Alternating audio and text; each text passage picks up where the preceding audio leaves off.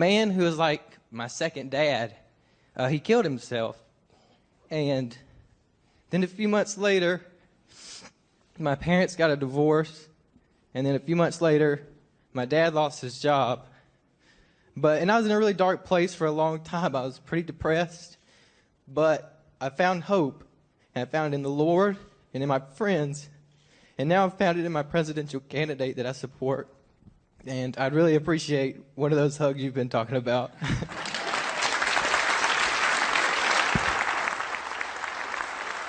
Now, Gov, it's not just giving the hug. It's what is in you when you're hearing that young man. He affected you. Tell people why. You know, Chris, it's been happening. You know, I had a woman pleading with me about the problem of epilepsy just the day before yesterday. I had a guy drive from New York to talk to me about his son's illness. I don't need to overthink this. It's just that I've become convinced that there's a lot of people out across our country who are lonely. I don't know why they feel comfortable to do it. What was going through my mind is this is happening again, and it has not been unusual for me to see.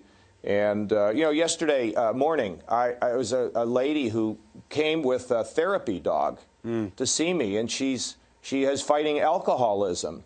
And I took her in the back room and asked her what she wanted to do, and she needs to let the people who could help her to be able to be in a position to give her a chance because they might be saving her life.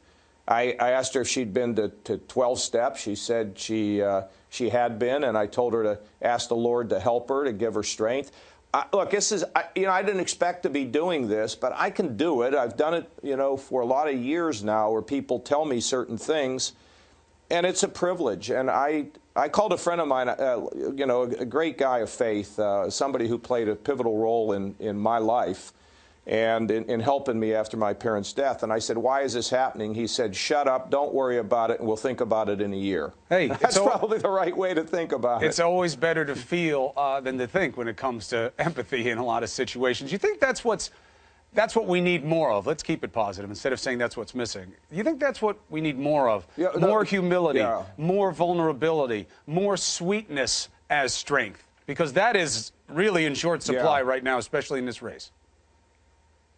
Well, if you think about your dad, who was admired very much, Mario Cuomo, the former governor of New York, and he would go make these speeches at these commencements, and they would publish them in the paper, and I would read them. And he painted a picture of the way that America could be, about us coming together, about communities and families. And you know, look, I think we got to get the jobs going. We need conservative principles, Chris, to be able to get the economy moving again. But once that happens, you know, I know, most of our viewers know that the glue that holds America together are the relationships that we have where we live. We're not going to have somebody riding in a white stallion to fix education, fight drugs.